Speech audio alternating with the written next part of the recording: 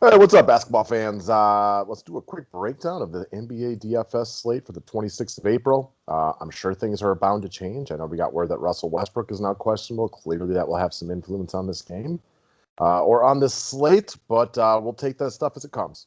Yeah, that's all we can do, right? We want to get this video out for you guys. Westbrook is now questionable, and that will, like you said, definitely change the slate if he's out.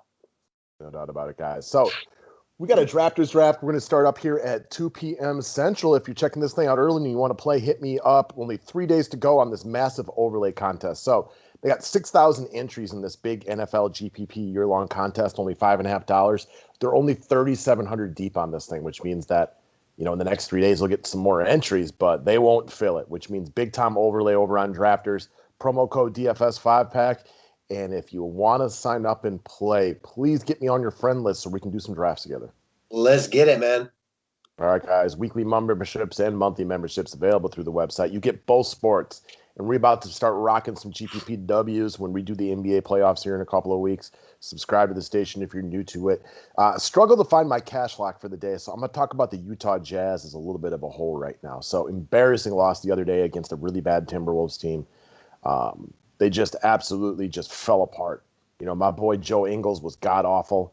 Conley was okay, but there's still no Donovan Mitchell. They're in Minnesota tonight, so I'll give the Timberwolves a little bit of credit to make this a game.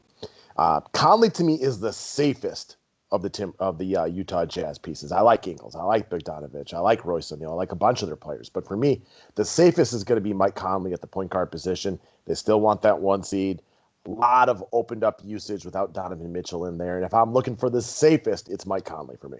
I agree. The prototypical COG type in all formats. We both expect Utah to play better here. Good spot against Minnesota. I like him in all formats, but looks like a real solid playing cash games. Next up, a guy with a similar price tag, not quite the same, within about $1,000, though, would be Kobe White. There's still no Zach LaVine, and White can be inconsistent at times, but this is the guy who goes on hot runs like we saw the other day. He was bad in the first half against Miami and just balled in the second half. Yeah, that's what you said. You said he had somewhere between 10 and 15 DK points in the first half. Well, obviously played much better in the second half because ended up having a really good game. Now in the same exact spot. Chicago came back hard to make that a game last time out. I expect this game to be more competitive throughout. With no LaVine, they just need White's offense. So, again, price tag's a little bit up, but I think that will keep ownership down. So I like him quite a bit at 6,500. Yeah, and on a big slate tonight, I can't expect him to get a lot of attention. Now, maybe a little bit more if Russ is out and all of a sudden the point guard position opens up, although I'm sure people will just start sliding Ish Smith in there then. Fair enough. I'm with you. All right, next up, let's talk about Paul George. So, hot's hot right now. This guy's flat out on fire. We went back and just kind of reviewed his last couple of weeks, and he is flat out just front running and showboating against bad teams and then playing really good basketball against decent teams as well. So he's kind of covering you on all aspects in this one.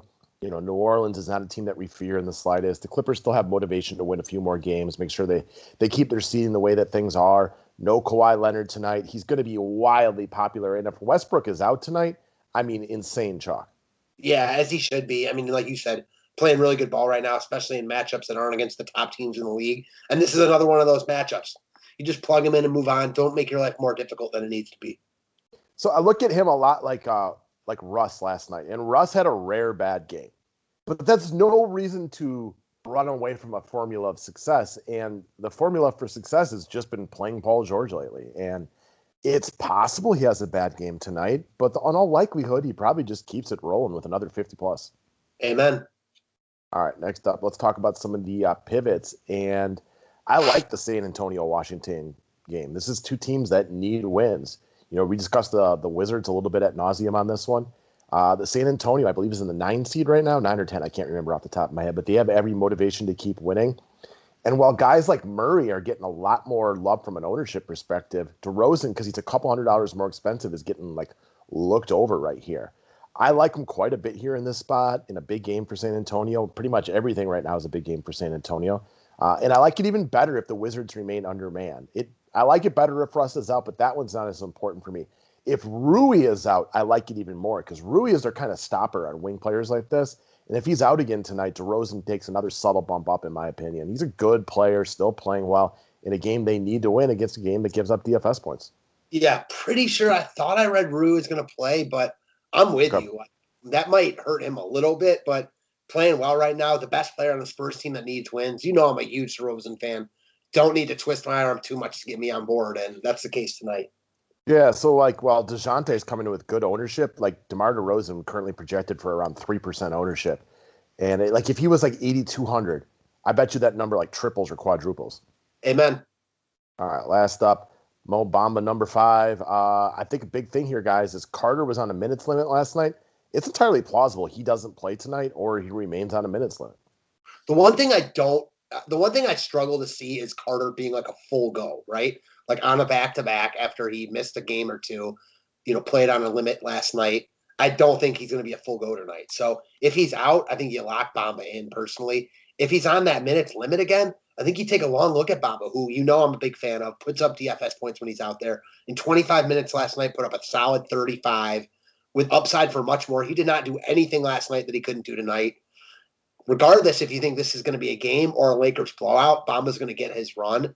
I mean, in some instances, you can make a case it's better for a blowout. So 5,400, his upside's real, as we saw a little bit last night. And I'm a big fan. And now is the part of the season where I'm looking to use guys like this. Like I rarely play guys against the Lakers, but then there are certain matchups, and we kind of talked about it sometimes with like elite starting pitching, where like it doesn't really matter who Jacob deGrom or Max Scherzer are necessarily going up against. Yeah, you'd rather have them against the Detroit Tigers and the Los Angeles Dodgers, but those dudes can be good against everybody. Bamba is not a great NBA player, but he's a really good DFS player. He's aggressive. He does the things that are easily replicable. And while I don't love picking on the Lakers, he's the kind of guy that he's going to get his DFS points against pretty much anybody. He's really tall. He's literally lanky. Rebounds just fall to him. We talk about this all the time.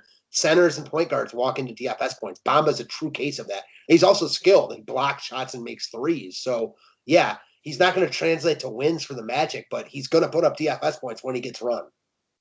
Amen, guys. That's what we got for today. Have yourselves a great Monday, guys. We'll be back tomorrow talking baseball and basketball. Hopefully the rest of your Monday is just peachy keen, and we'll talk to you soon. Thanks, guys.